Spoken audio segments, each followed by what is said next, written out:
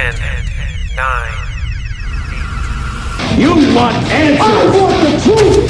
Get ready for two guys who can't handle the truth. I want the truth! You can't handle the truth! But we can. Dave Palumbo, Chris Aceto. RXMuscle.com presents Heavy Muscle Radio. Watch out!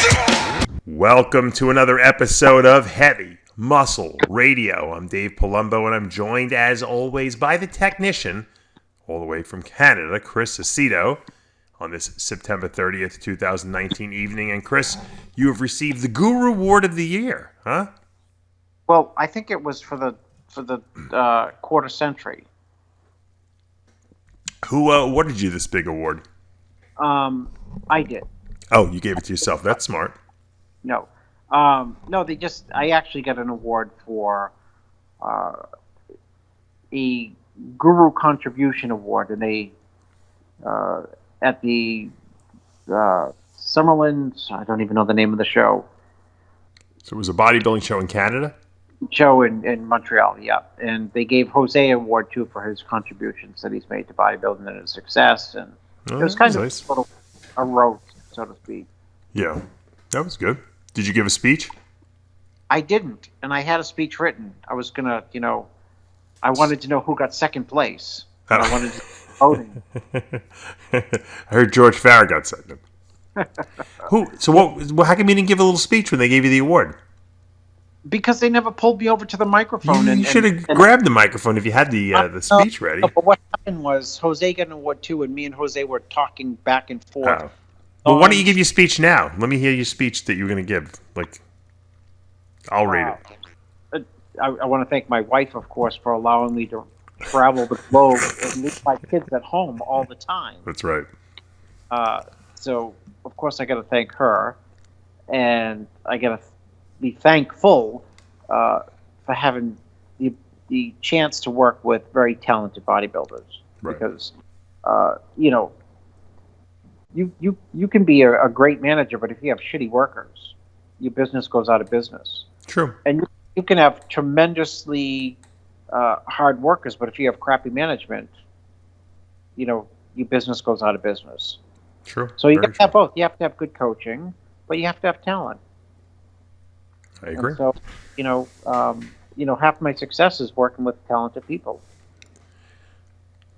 True, but I think you make them better, so that's why you won the Guru Award. Who won the show that you went to? Was it just a local show?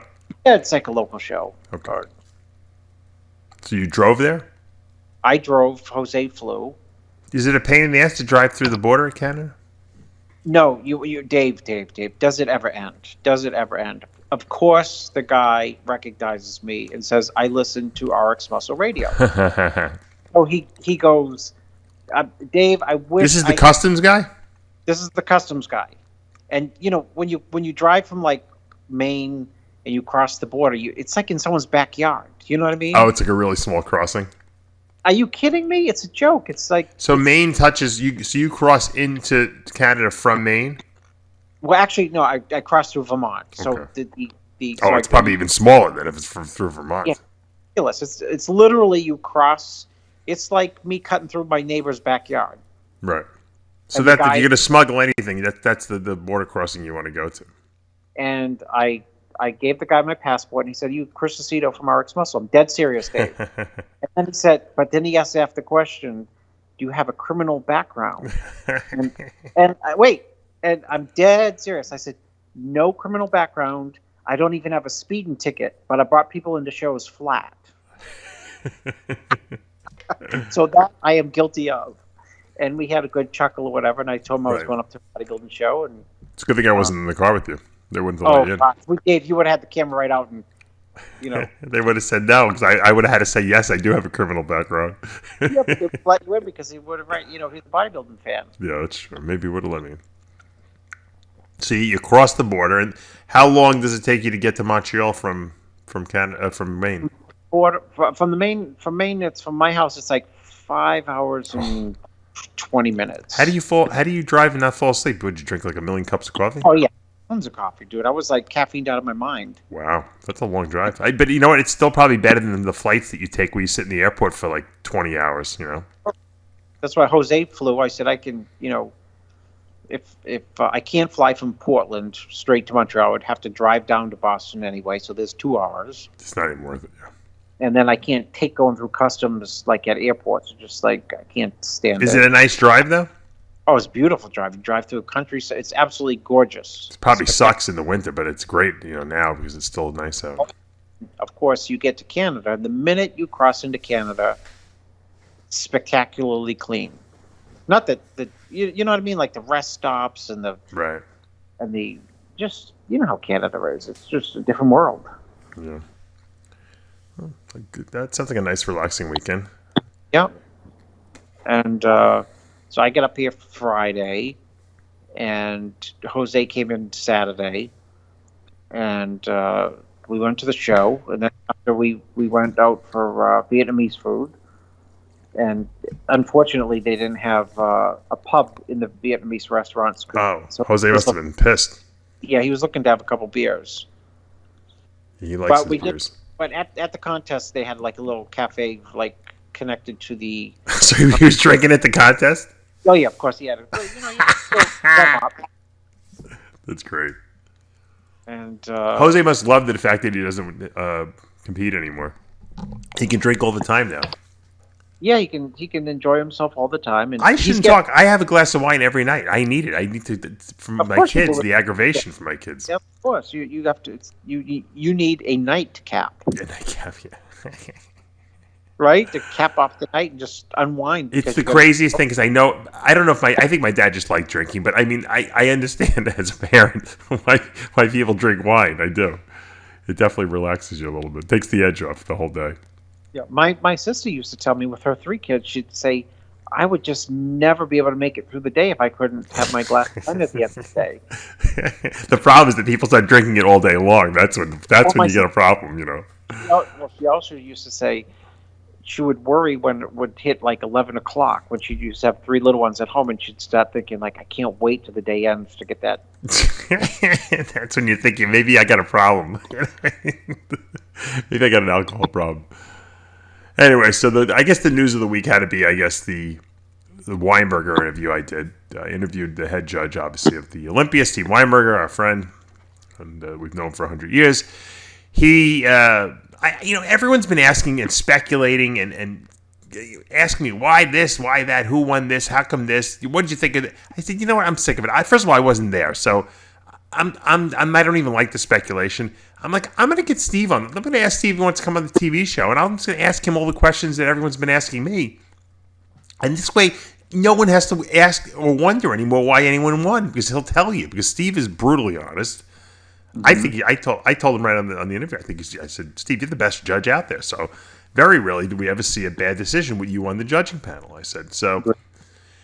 I think he was uncomfortable with me telling him that, but he did thank me. No, I mean, for saying that. sometimes, I mean, I have disagreements with some of the placements, but I can still step back 10 feet, usually after, like on a Tuesday after, and say, yeah, I can see that fall out. We've seen some bad decisions, and whenever there's the really bad decisions, he's nowhere to be seen on that judging panel. So right. it doesn't happen as much when he's there. I mean, yeah. Look, there's always controversial decisions because that's just people's opinion. But we've seen bad decisions. Lee Thompson, bad decisions. When he used to judge.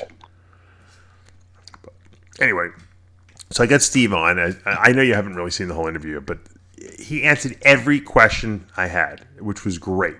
From classic physique to men's open to 212 to the men's physique to women's bodybuilding. I mean, and he was honest, and he was very honest. And he said, "Look, Curry won because he was the best guy up there. Basically, his conditioning was good. He's got great shape. He's got good structure. He's like these other guys blew it. He said blew it. He wasn't in shape.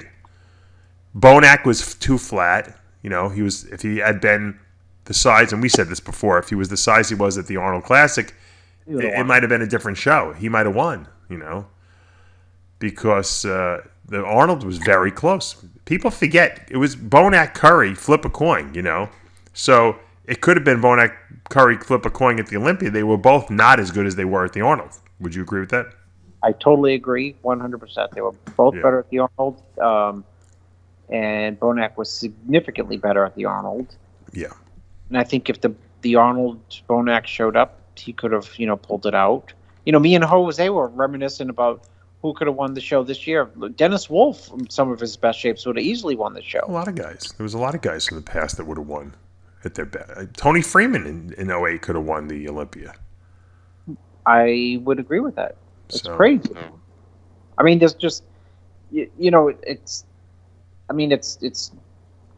when you walk away from the show, you're not saying like when Jay first won, or Phil first won, or Rhoden, or Dorian, or Would Ronnie have won his last when he lost to Jay the second time?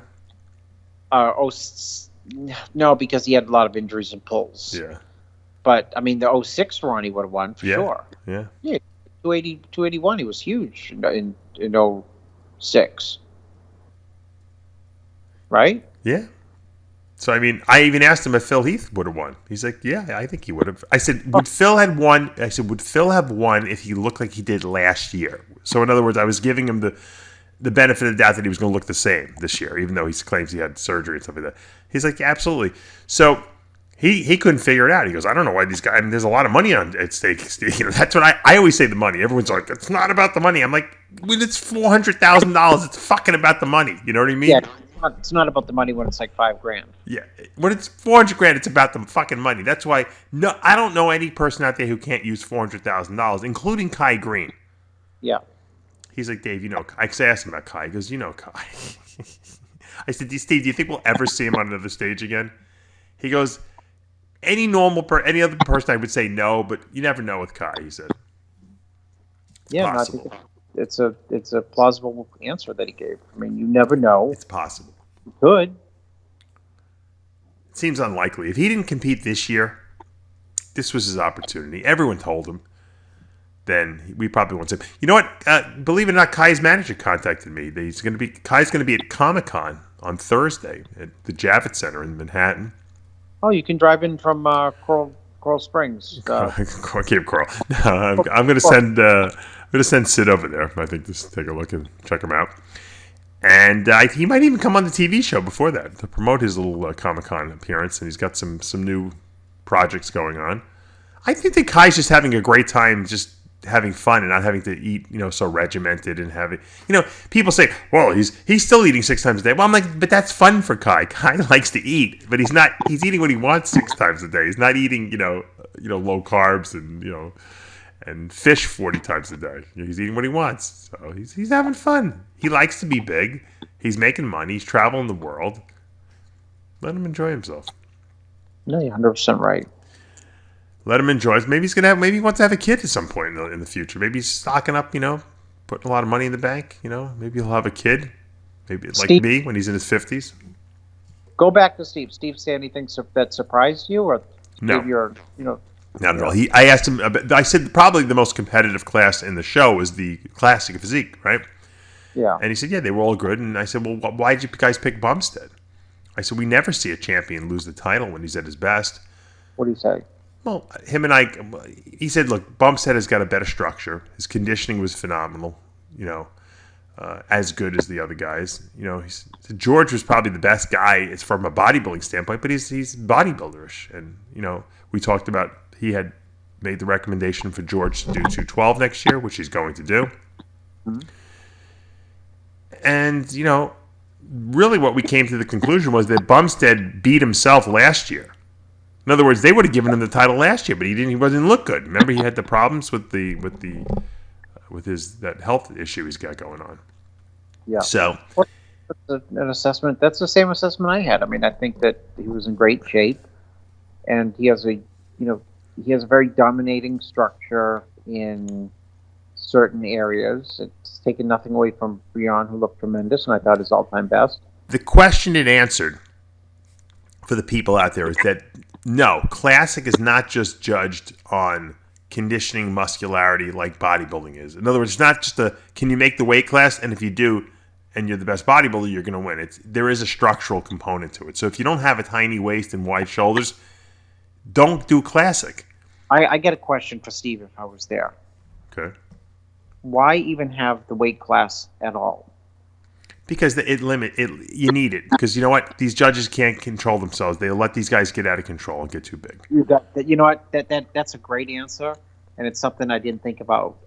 It's a great. What I was looking for is because there's some people who are just immensely classic looking, but they can't make. It's funny because they can't make the height and weight parameters. And they're not classic because you can't be classic and be that big. Here's I just did a rant on RXMuscle this past week too, and I had asked Steve about it also, and he kind of agreed with me.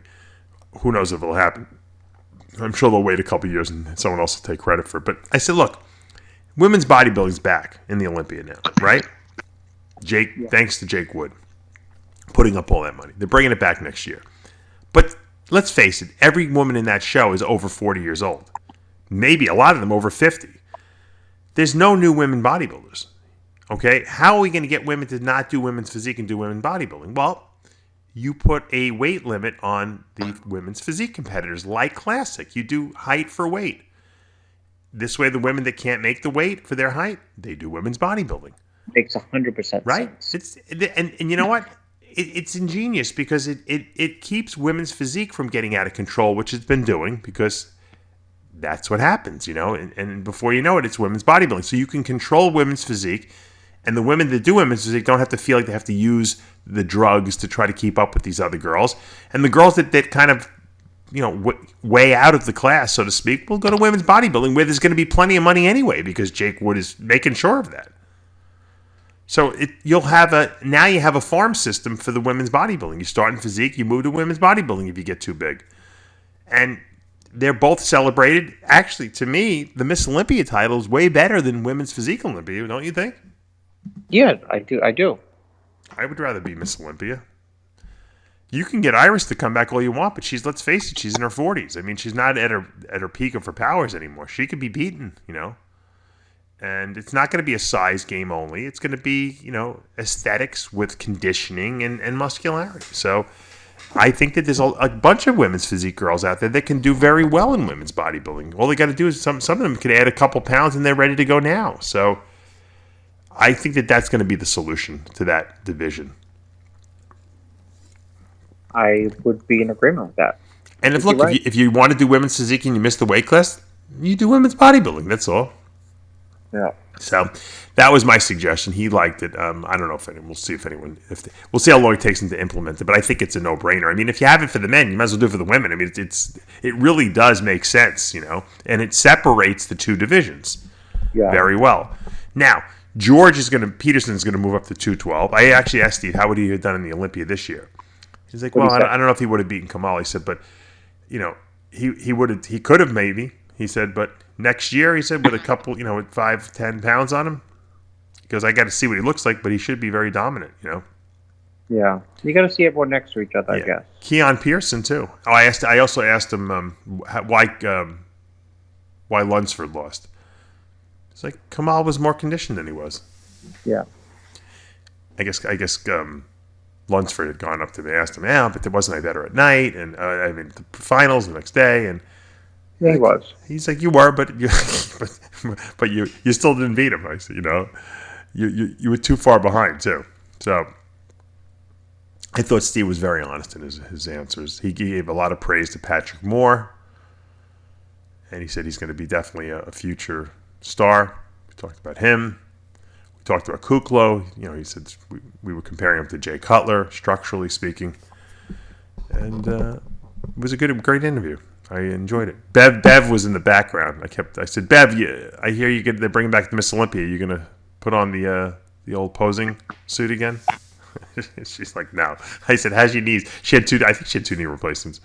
She's like, I'm squatting, I'm doing lunges, I'm doing everything, but I'm not competing. I said, all right, just checking. Bev's got to be what, 60?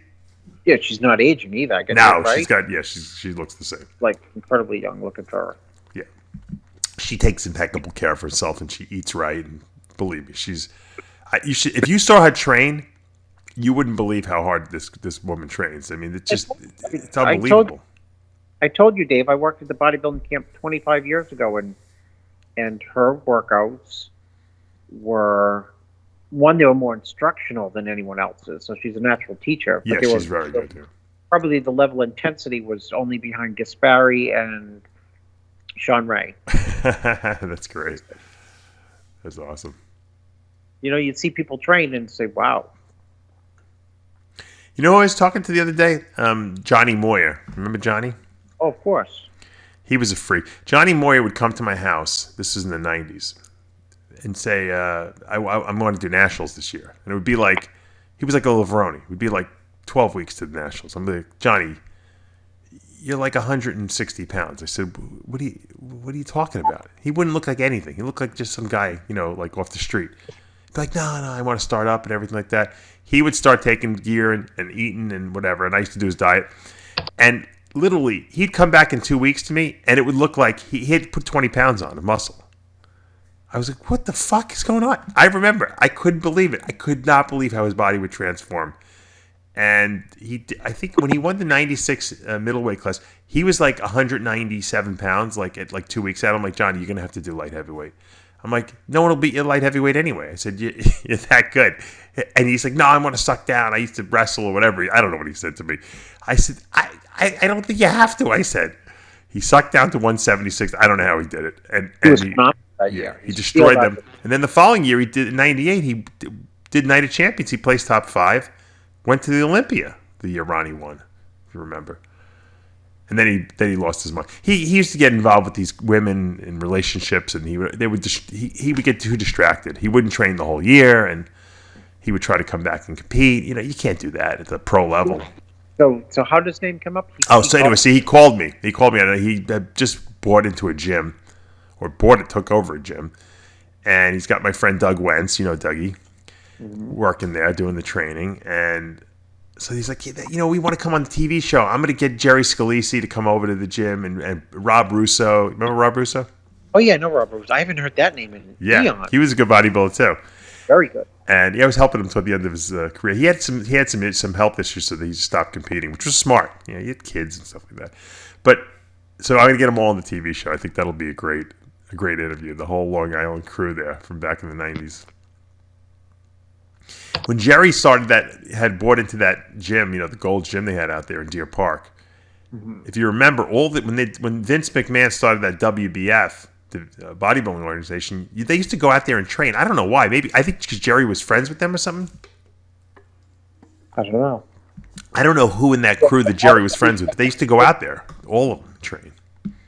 Maybe it was the Jimmy Quinn connection. That's probably what it was.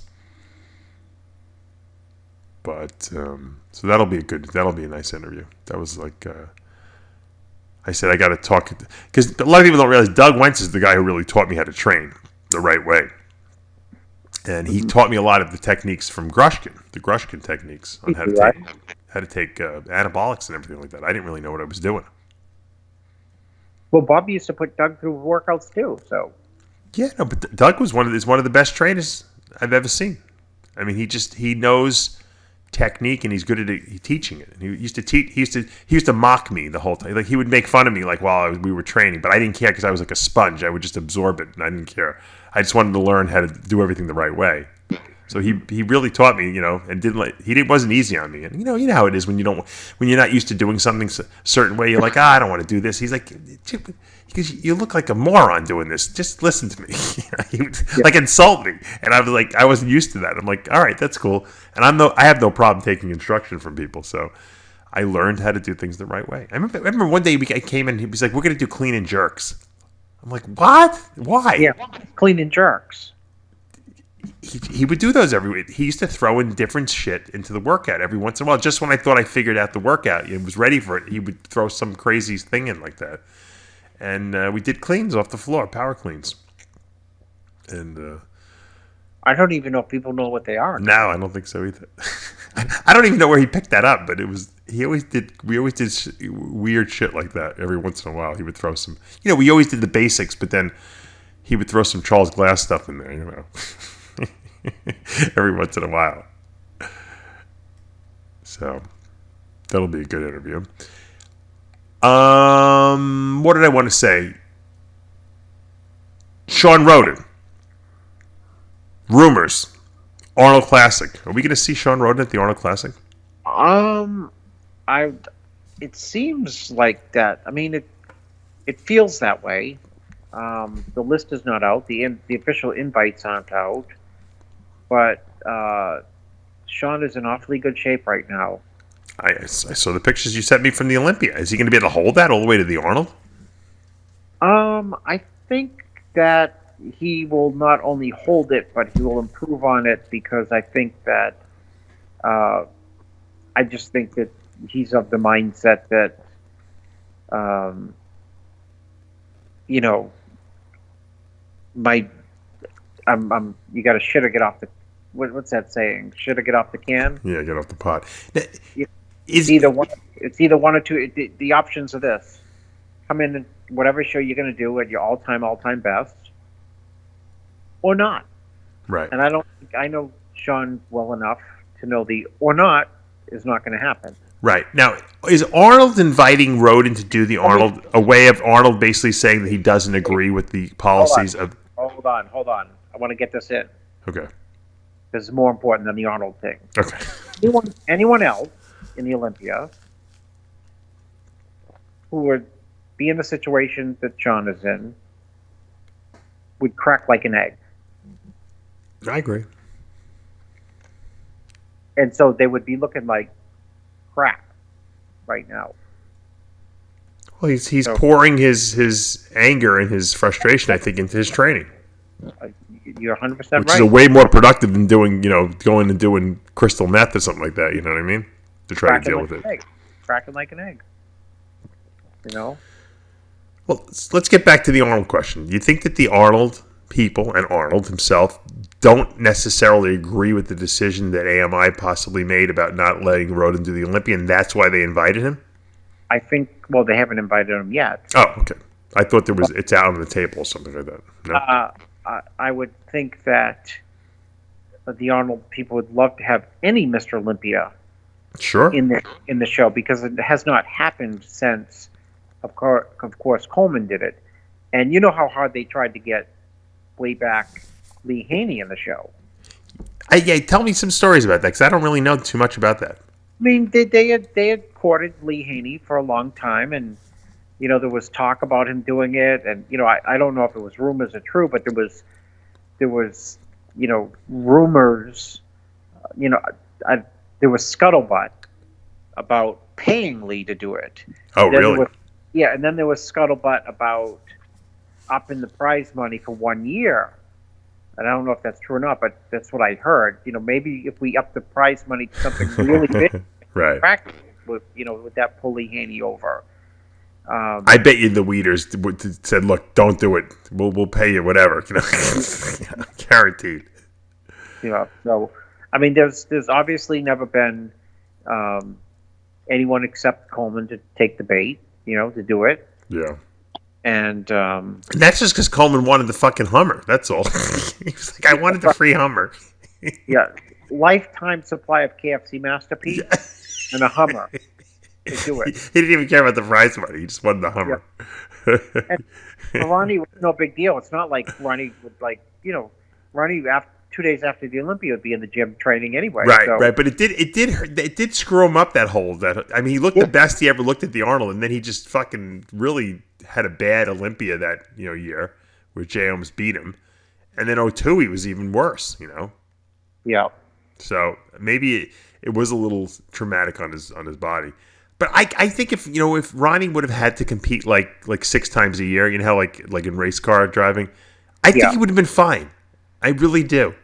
Yeah, he probably would have loved it. Yeah, I think the fact that he didn't have to screwed him up more than anything, because he used to always compete a lot of times a year.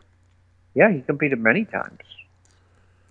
Before winning the Olympia, he competed many times. Even after the Olympia, he'd go on the tour and stuff and win all those shows. Right. But I mean, during the regular course of the year, he would compete like 3-4 times. Before the Olympia, I mean. Mm-hmm.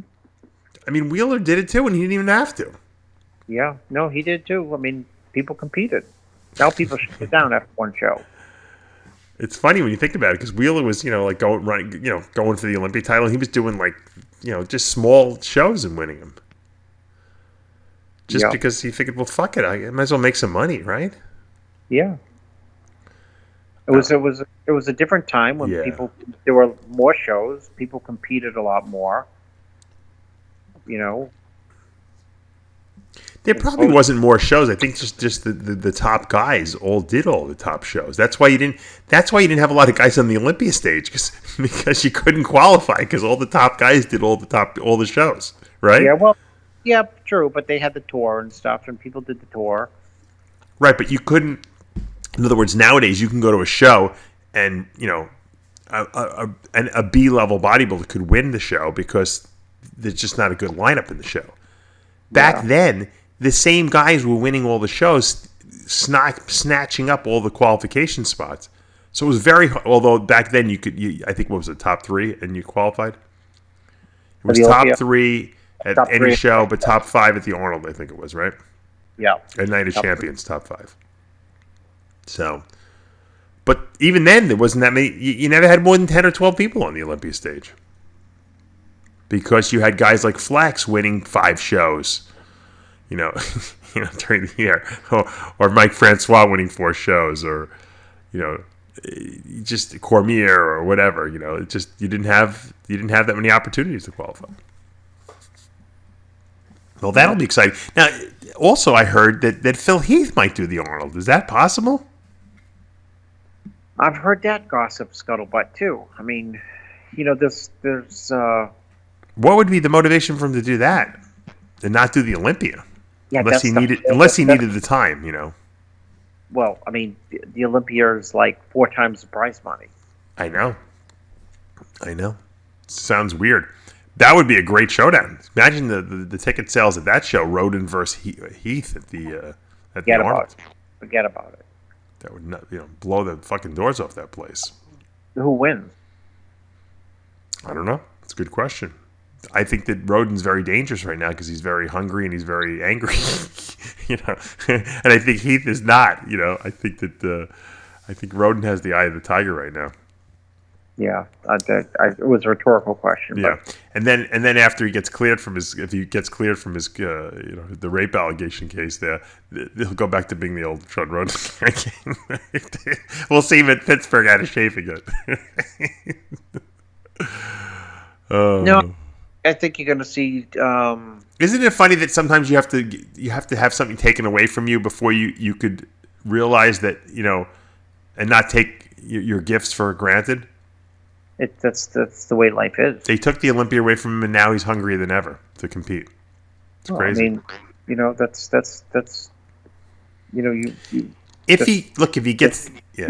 if he beats this case, he'll probably this whole episode will probably make him a way better bodybuilder than he ever was because he probably trained with like a vengeance this year. I agree with that. I mean, this is he's as he could jump into a show in 3 weeks, 2 weeks, 10, 12 days probably. Wow, that lean, huh? Yeah. Well, everything happens for a reason, I always say. Yeah, I agree with that as well. Sometimes you don't like the reason, but no. Or you don't know what the lesson is, or you don't know sometimes it takes a long period of time to figure it all out. Exactly. But if you're patient, you can figure it all out at some point. Yeah. All right, let's wrap this thing up. I guess let me see. Oh, you know what? Let me just. We had a couple shows this weekend.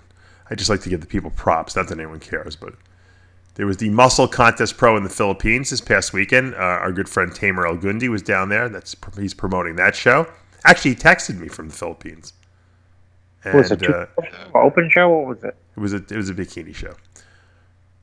Nora Mahonen from Finland won. Alicia Facian from Italy was second. And Nataya Kongan from Thailand was third. But the point of the whole story was that Tamer, is going to come on the TV show probably in the next week or two and talk about, he was responsible for the production of the Mr. Olympia this year. Very good job. Did a great job producing it, yeah. So it was just funny that he had texted me out of nowhere. I didn't even have his new number. It came up and he said, "Oh, it's Tamer." I said, "Oh, hey, what's up?" So that was cool. They had the Powerhouse Gym Show in Michigan this past weekend. As you know, the Powerhouse, a lot of people don't realize, everyone thinks Powerhouse started out in California like the other, like Gold's Gym and World Gym did, but it didn't. The Davishes started that in Michigan. That's their stronghold out there. And so they had the Powerhouse Gym Classic, and that was also a pro bikini event. That was won by Daraja Hill. Oh, from Naples, Florida, my backyard here. Second place, Ashley Kaltwasser. Wow, she's on a tour. She's done more shows than anyone. Ashley, former Olympia champ too. She's tearing up the circuit there, competing every weekend. What's the prize money at these bikini shows? Who knows? Probably $5,000. It's a total prize money. They probably get $2,000 for first place. I can't see them giving out more than that. So they got the Monterrey Fitness and Bodybuilding Championships in Mexico this next weekend. They're giving out pro cards. They got a pro men's physique there as well. My good friend Prince Harrison is holding the Optimum Fitness Championships. He holds that every year. I thought Optimum was out of business. He's got his own little. That's his like training business. He is sponsored, but he's been promoting shows for years. I guest posed for him 17 years ago, many times. I think he's been promoting shows for a lot more than that. The truth is that the Optimum Classic, believe it or not, is a show that I guest posed at the first year they held it. The first 2 years they held it, actually. So that's going to be next weekend. Let's see what else is on the schedule. Border States, too. Will be on the. They got a pro figure over there. That's another tamer show. So we got a lot going on in the bodybuilding world still. When's that next pro show? The men's open show. The Hungary show? Is that what it is? Romania. I thought it was Hungary. I think what's next? Hungary. IFBB Pro. So it's IFBB Pro Grand Prix Hungary. Women's bikini and pro men's bodybuilding. That's October 13th in Budapest, Hungary. I didn't know there's a men's. I didn't either. I'm clicking on it right now. I thought there was only Romania and Japan. What's the one Regan Grimes is doing? Romania. Oh, yeah, that's the one I thought that was next too.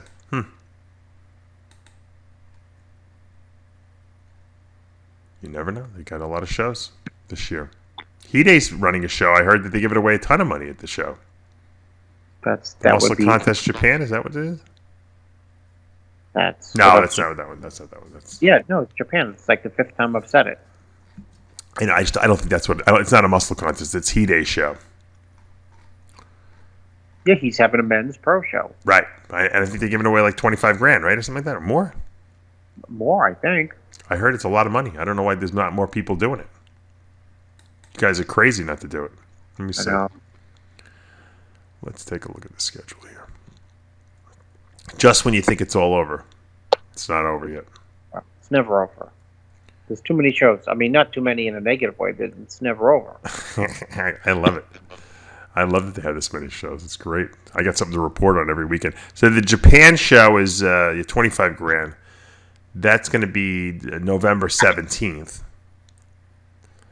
Then they got the Romania show on the November 2nd. That's in Bucharest, Romania. Mm-hmm. Now they got the $20,000 prize money for the Hungary show on October 12th.